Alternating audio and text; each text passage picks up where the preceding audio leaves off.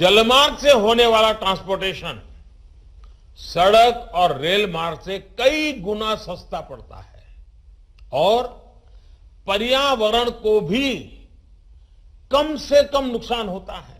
भारत में अनेक नदियां बहती हैं जो जल परिवहन के लिए उपयुक्त हैं। इसी के आधार पर प्रधानमंत्री जी ने भारत में नदियों पर जलमार्ग की अवधारणा की है, जो देश के कई भागों को जलमार्गों के द्वारा जोड़ने में सफल हुआ है।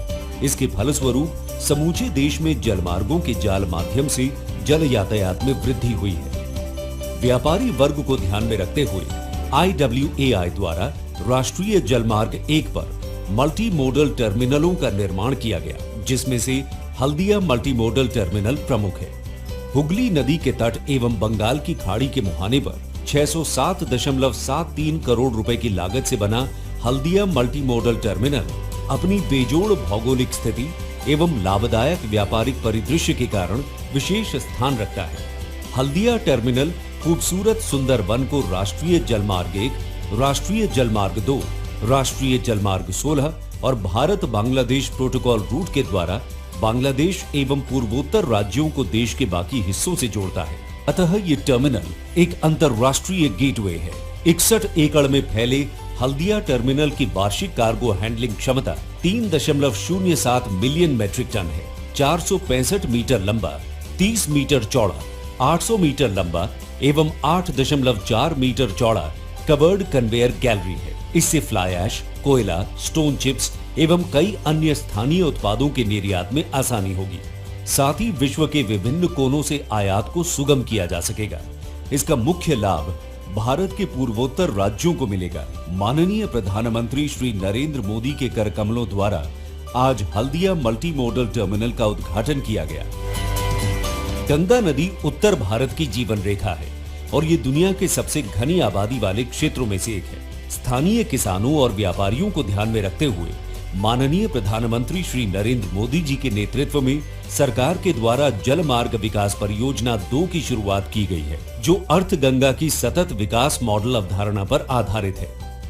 स्थानीय किसानों, नागरिकों एवं खुदरा व्यापारियों के लिए 60 से अधिक सामुदायिक जेटियों का निर्माण उत्तर प्रदेश, बिहार, झारखंड एवं पश्चिम बंगाल में किया जा रहा है। प्रधानमंत्री श्री नरेंद्र मोदी जी द्वारा सार्वजनिक उपयोग के लिए 7 कम्युनिटी जेटी का उद्घाटन हुआ।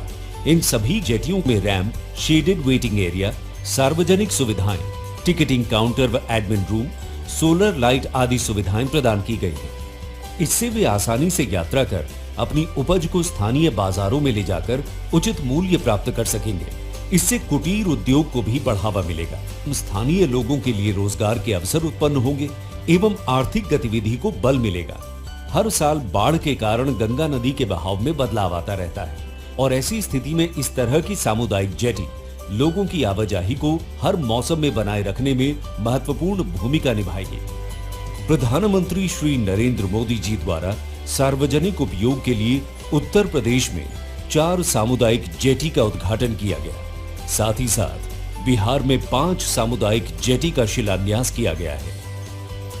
सामुदायिक जेटी विशेष रूप से वाराणसी जैसे स्थानों में स्थानीय पर्यटन के अवसरों को विकसित करने में मदद करेंगे। इससे जल पर्यटन को भी भारी बढ़ावा मिलेगा। सामुदायिक जेटियों के निर्माण से जहां स्थानीय व्यापारियों, किसानों और नदी के किनारे रहने वाले आम लोगों के चेहरे पर मुस्कान आएगी, वहीं मल्टी मोडल टर्मिनल के निर्माण से देश विदेश के व्यापारियों को देश में निवेश के अवसर प्राप्त होंगे।